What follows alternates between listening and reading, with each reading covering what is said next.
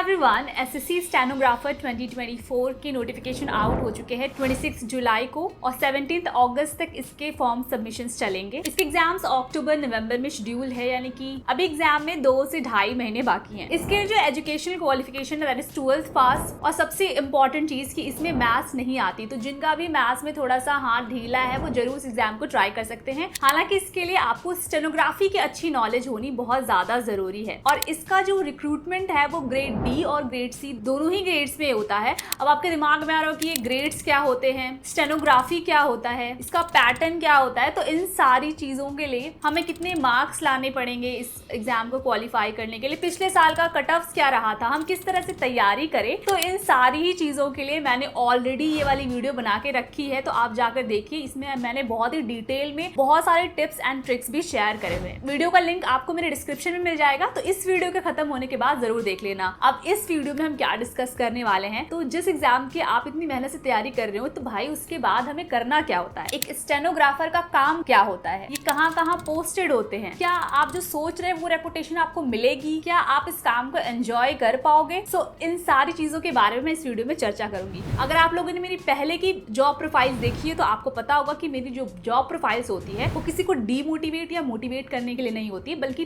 True जो भी ground reality पर है उसके बेसिस पर होती है और बहुत ज्यादा डिटेल्ड होती है। तो सिमिलरली इसमें भी मैं बहुत ही डिटेल में चर्चा करूंगी, एक एक पॉइंट को टच करूंगी। और इससे पहले मैंने बहुत सारी वीडियोस देखी है और अपने ऑफिस के स्टेनोग्राफर से बात की है और पूरी इंफॉर्मेशन इकट्ठा की है, तो बिल्कुल ऑथेंटिक जानकारी आपको यहाँ पे मिलेगी। तो चलिए अब बिना लेट के इस वीडियो को शुरू करते हैं। देखिए, सबसे पहली बात ना मैं आप लोगों को ये बता दूं कि जो ग्रेड सी वाले लोग होते हैं और ग्रेड डी वाले लोग होते हैं, इनकी पोस्टिंग कहाँ कहाँ होती है। तो आपने CCCS कैडर का नाम सुना होगा, जिसमें कि स्टेनोग्राफर्स की भर्ती मोस्टली मिनिस्ट्रीज में होती है और यहाँ पर मोस्टली ग्रेड डी वालों की ही रिक्रूटमेंट होती है, यानी कि आपको मोस्टली जितने भी मिनिस्ट्रीज में स्टेनो मिलेंगे वो 2400 ग्रेड पे के साथ, यानी कि ग्रेड डी में रिक्रूट होते हैं। कुछ ऐसे मिनिस्ट्रीज है जैसे कि MEA हो गया, AFHQ या CVC election commission of India, तो इनमें जो स्टेनो की भर्ती होती है 4200 ग्रेड पे या 4600 ग्रेड पे पर होती है। इसके अलावा जो ग्रुप सी के स्टेनो है वो और भी डिपार्टमेंट्स में रिक्रूट होते हैं, जैसे कि इनकम टैक्स हो गया, एक्साइज हो गया। इसके अलावा बहुत सारे डिपार्टमेंट्स हैं जिनमें स्टेनो की भर्ती होती है SSC के थ्रू, आप स्क्रीन पर देख पा रहे होंगे। तो मैं बोलूंगी कि जिनको दिल्ली चाहिए, जो दिल्ली के आसपास रहते हैं, तो उनके लिए CCCS कैडर यानी कि मिनिस्ट्रीज में भर्ती लेना बहुत अच्छा होता है काफी, और यहाँ पर ट्रांसफर्स भी नहीं होते और यहाँ पर आगे के प्रमोशंस वगैरह भी बहुत अच्छे, जो हम आगे डिस्कस करेंगे वीडियो में। अब हम नेक्स्ट सबसे इंपॉर्टेंट एस्पेक्ट पर चलते हैं कि एक स्टेनोग्राफर को काम क्या करना पड़ता है। देखिए, जब आप तैयारी करते हैं और स्टेनो सीखते हैं तो आपको लगता है कि आपका काम शायद कोई डिक्टेट करेगा और उसको लिखना होता है,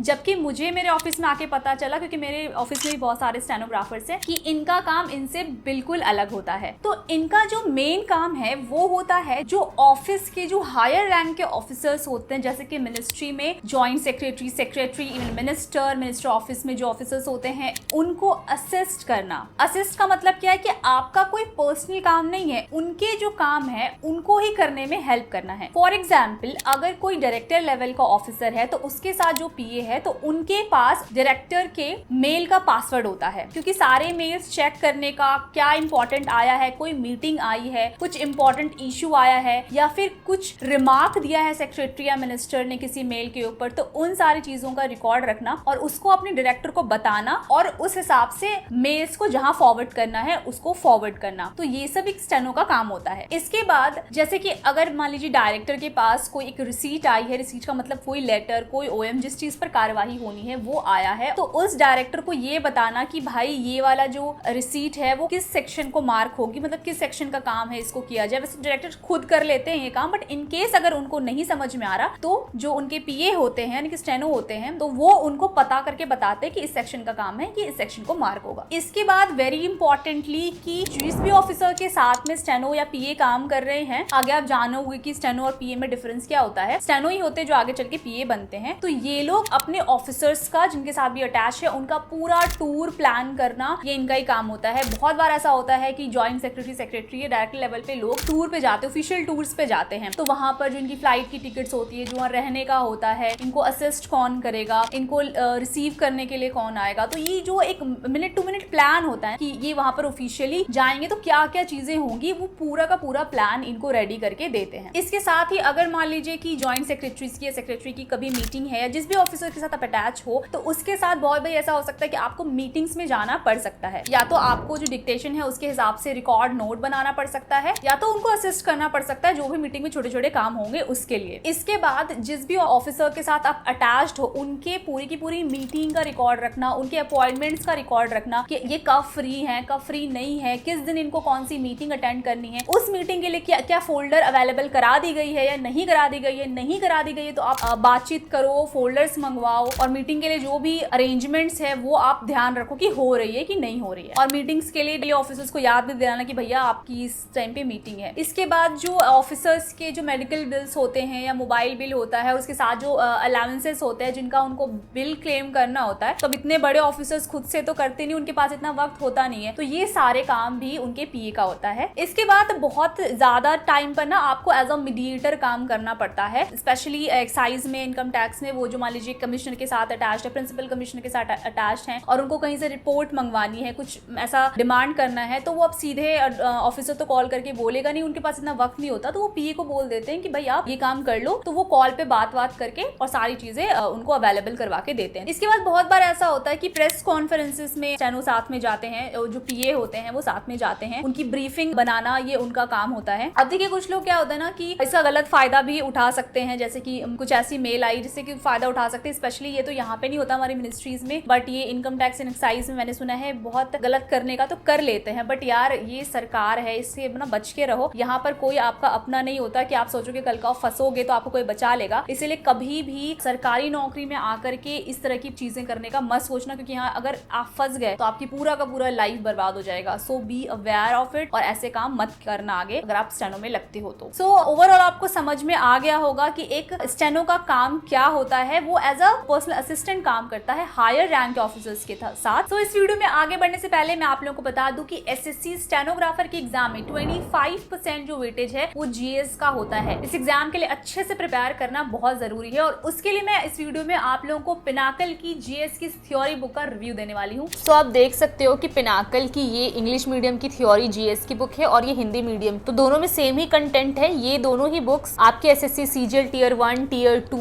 एसएससी एमटीएस, सीपीओ, ये सारे ही एग्जाम्स के लिए बहुत ही बेनिफिशियल मिलेगी। हालांकि जीएस की तैयारी कैसे करनी है उसके लिए मैंने फुल डिटेल वीडियो बना के रखी है, आप जाकर देख सकते हो। लेकिन किसी को अगर थ्योरी बुक पढ़नी है तो उसके लिए ये वाली बुक में आपको static GK, polity, history, geography, economics, जो कि इंपॉर्टेंट सब्जेक्ट्स हैं वो सारे ही इसमें मिल जाएंगे। और सबसे अच्छी बात इसमें ये है कि इसमें कंटेंट जो है ना बहुत ही डिस्क्राइब्ड है, यानी कि कभी भी आपको किसी कंटेंट की स्पेसिफिक जरूरत पड़े तो आप तुरंत में खोज सकते हो कि कहाँ पर है। इसके बाद इसमें बहुत ही कंसाइज करके आपको चीजें दी गई हैं, ये नहीं कि बहुत ज्यादा इधर उधर भटकाया गया। जितनी चीजें इंपॉर्टेंट है उतनी चीजें पर्टिकुलर चीज के बारे में दी गई है। जैसे कि आप पॉलिटी का देख सकते हो कि अगर सीजीए के बारे में दिया गया तो इंपॉर्टेंट जो चीजें हैं, इंपॉर्टेंट आर्टिकल्स है जो एग्जाम पॉइंट ऑफ व्यू से इंपॉर्टेंट है, वो सारी चीजें इसमें कवर की गई है। जैसे कि आप फिजिक्स में देख सकते हो, हालांकि साइंस में आपको बहुत ज्यादा डिटेल में पढ़ने की जरूरत नहीं होती, तो आप सबसे पहले देख लेना कि इंपॉर्टेंट टॉपिक्स क्या है, उसके लिए भी मेरी ये वाली वीडियो आप जाकर के देख सकते हो। उसके बाद आप यहाँ से जो इंपॉर्टेंट टॉपिक्स एंड सब्जेक्ट्स है उसकी थ्योरी पार्ट को यहाँ से कवर कर सकते हो। तो इन दोनों ही बुक्स का लिंक आपको मेरे डिस्क्रिप्शन में मिल जाएगा, आप जाकर वहां से इसको चेकआउट कर लेना।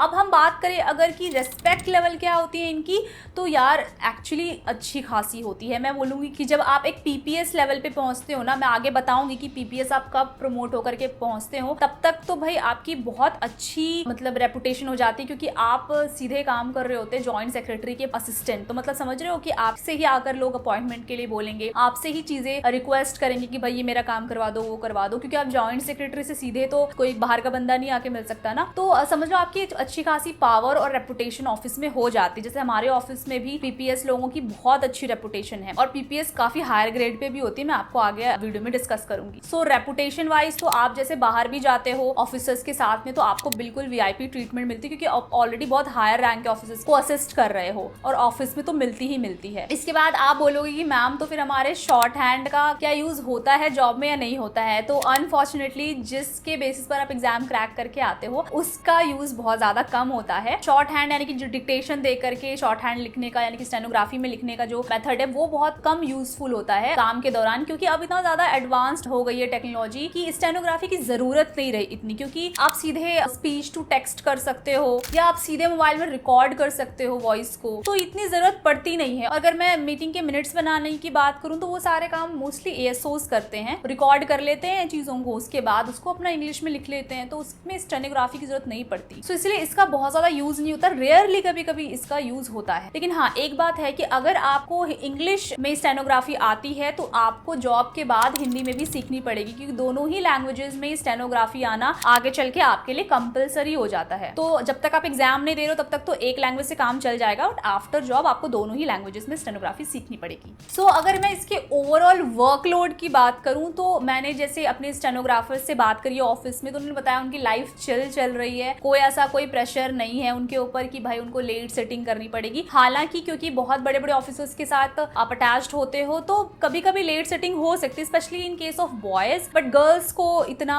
लेट सेटिंग के लिए नहीं फोर्स किया जाता। हालांकि ऑफिसर्स अगर लेट तक बैठ रहे तो जरूरी नहीं कि आपको भी लेट सेटिंग करनी पड़ेगी, और इतना भी ज्यादा काम नहीं होता कि आप बिल्कुल प्रेशर में आ जाओ, क्योंकि आपको कोई डिसीजन नहीं लेना, आपको कोई फाइल पुट अप नहीं करने, इस तरह का काम नहीं होता है। आपको बस असिस्ट करना होता है जो सारी चीजें आपके ऑफिसर्स को टाइम पर अच्छे से प्रोवाइड हो जाएं। तो आप आराम से, अगर आप सीजीएल की तैयारी कर रहे हो तो इजीली कर सकते हो, और अगर यूपीएससी की भी तैयारी करो तो आउट से की कर सकते हो, अगर आपके ऑफिसर्स सही हैं तो। मतलब ये डिपेंड करता है आपका वर्कलोड ऑफिसर्स के भी ऊपर। हो सकता है कि वो कुछ भी खुद से ना करे, आपको ही सारी चीजें दे दे। देखिए मैं बात नहीं कर सकता, देख नहीं रहे हो मैं कितना बिजी हूँ, तो उस केस में आपके ऊपर काम ज्यादा हो जाएगा। बट मोस्टली ऑफिसर्स समझदार होते हैं तो वो वही काम आपको देंगे जो मतलब सच में वो अभी नहीं कर सकते, उनके पास वक्त नहीं है। लेकिन हाँ, in any case you can prepare for SSC CGL at least. और अगर मैं टाइमिंग की बात करूँ तो सेम टाइमिंग होता है 9 से 5:30 तक का, और सैटरडे संडेज आपके ऑफ होते हैं। उसके अलावा जो लीव्स हैं, CL 8 होते हैं, EL 30 होते हैं, HPL 20 होते हैं, और इसके अलावा भी बहुत सारे लीव्स होते हैं मिला जुला करके, तो अच्छी खासी आपके पास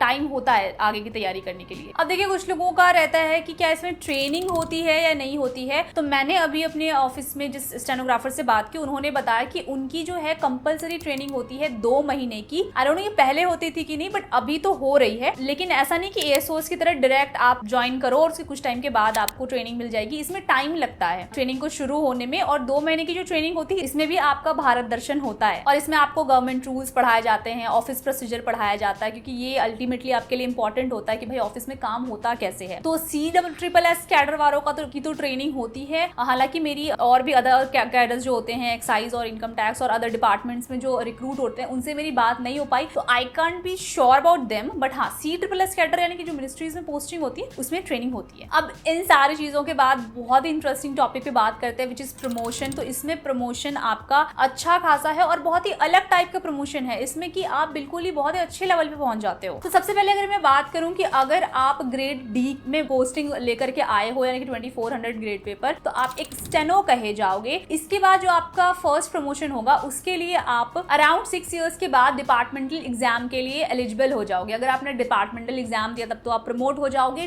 टू ग्रेड C, यानी कि 4600 ग्रेड पे, जिसको कि हम PA बोलते हैं। और अगर मान लीजिए आपने डिपार्टमेंटल एग्जाम नहीं क्लियर किया, तो इन एनी केस आप एटलीस्ट आप 10 साल में 4600 ग्रेड पे पहुंच जाओगे। तो समझ रहे हो कि 24 से 4600 ग्रेड पे पर आने के लिए आपको 10 साल लग जाते हैं। तो प्लीज अच्छे से तैयारी करिए और पहली बार में ग्रेड C की पोस्ट पर आप जाइए। ये डिपेंड करता है रैंक पर, और डिटेल्स के लिए कि कैसे ये सब होता है आप मेरी ये वाली वीडियो जाकर अच्छे से देख सकते हो। इसके बाद जो इसका प्रमोशन होता है वो होता है PS, यानी कि प्राइवेट सेक्रेटरी। तो सेक्रेटरी टू वर्ड, जैसे कि मैंने बताया कि आपको हायर रैंक के ऑफिसर्स का अटैच किया जाता है, तो उनके ही लिए। तो आप इसमें अगर क्वालिफाई करते हो तो वेल एंड गुड, अगर नहीं करते हो तो इन एनी केस आप 6 से 7 साल में आगे प्रमोट हो जाओगे। तो आगे किस में प्रमोट होगे, तो वो होता है प्रिंसिपल प्राइवेट सेक्रेटरी, यानी कि PPS। और ये बहुत ही अच्छी खासी पोस्ट है, काफी अच्छी रेपुटेशन वाली पोस्ट है। अब इसके बाद जो होते हैं आपके डिपार्टमेंटल एग्जाम्स नहीं होते, इसके बाद आपका रूटीन प्रमोशन होता है, मतलब टाइम गैप के हिसाब से। तो समझ लो कि आप इसके बाद 5 से 6 साल में सीनियर PPS बन जाओगे, और उसके बाद लगभग 7-8 साल के बाद आप PSO बन जाओगे। यानी कि ये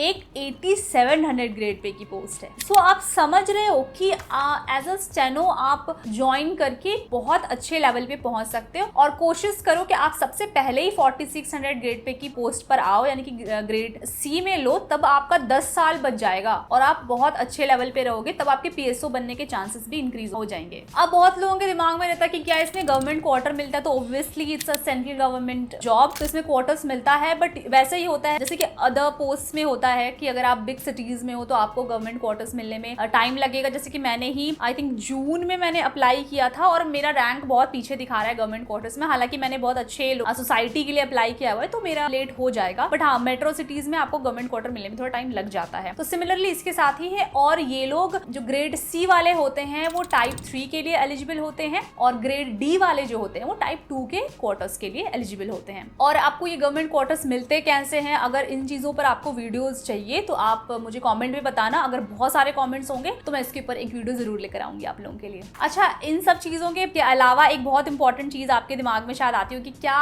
पीएस को जो है अलग से कैबिन मिलता है कि नहीं, क्योंकि ये इतने हायर ऑफिसर्स के साथ में अटैच्ड होते हैं। तो देखिए, मिनिस्ट्रीज में तो मैंने नहीं देखा है, इनफैक्ट मेरी मिनिस्ट्री के अलावा भी मिनिस्ट्रीज में, कि उनको अलग से कैबिन दिया जाए। उनको सेक्शंस में ही उनकी सीट रहती है क्योंकि इतना जगह भी नहीं होती है, तो अलग से कैबिन तो नहीं मिलता है। लेकिन मैंने सुना है कि एक्साइज में इनको अलग कैबिन दी जाती है। तो डिपेंड करता है, पता है, डिपार्टमेंट टू डिपार्टमेंट भी। ऐसा नहीं बोल सकते कि कहीं नहीं मिलती, ऐसा नहीं बोल सकते कि हर जगह मिलती है। तो ये डिपेंड करता है। अगर आपका बड़ा ऑफिस है, पे ज्यादा है, तो आपको मिल जाएगी कैबिन। बट अगर आप मिनिस्ट्रीज जैसी जगह पे काम करो जहाँ पे बहुत सारे एम्प्लॉइज हैं तो मुश्किल हो जाता है। इनफैक्ट पीपीएस तक भी हमारे यहाँ पर सेक्शंस में ही काम कर रहे होते हैं, उनको भी अलग कैबिन नहीं मिलता है। सो इतनी सारी इन्फॉर्मेशन के बाद सबसे इंपॉर्टेंट इन्फॉर्मेशन तो छूट ही गई कि हम भाई तैयारी कर क्यों रहे, काम करेंगे क्यों, सैलरी के लिए। सो अगर मैं इसकी सैलरी की बात करूं तो इसका जो पे बैंड है, पे लेवल है, वो आप स्क्रीन पर देख पा रहे होगे। लेकिन मैंने जो रिसर्च के दौरान पाया ना कि इसकी जो सैलरी होती है वो डिपार्टमेंट टू डिपार्टमेंट भी वेरी करती है। फॉर एग्जाम्पल, इनकम टैक्स में इसकी थोड़ी बहुत 1-2 हज़ार का डिफरेंस है, मिनिस्ट्रीज में 1-2 हज़ार का डिफरेंस है।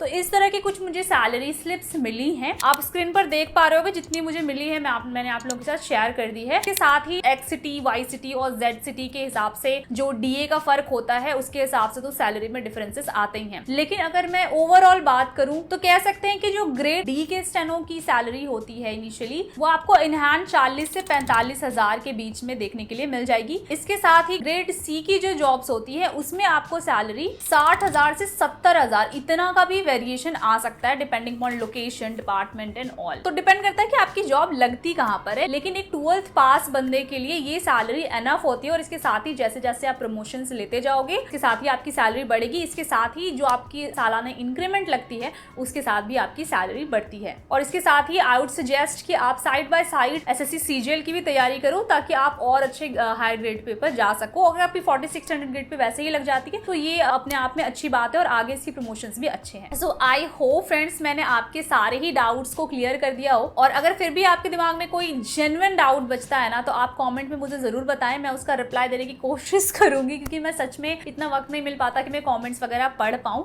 बट हाँ, मेरा जो एडमिन है मेरी टीम का, वो जरूर आपको रिप्लाई कर देगा, क्योंकि भाई उसने एसएससी स्टेनोग्राफर की खुद तैयारी करी थी, तो he has more knowledge about. तो चलिए मिलते हैं ऐसी ही इन्फॉर्मेटिव वीडियो के साथ आगे भी। तब तक के लिए जय हिंद। और इससे पहले मैं आप लोगों को बता दूं कि मेरे चैनल को जरूर सब्सक्राइब कर लेना, क्योंकि आने वाली है इस वीडियो के बाद मेरी सबसे दमदार वीडियो, यानी कि एसएससी सीजीएल 2025 के लिए कंप्लीट डिटेल स्ट्रैटेजी। तो उसको मिस मत करना, इसीलिए इस चैनल को सब्सक्राइब जरूर कर लो। तो चलिए मिलते हैं ऐसे ही आगे, तब तक के लिए जय हिंद।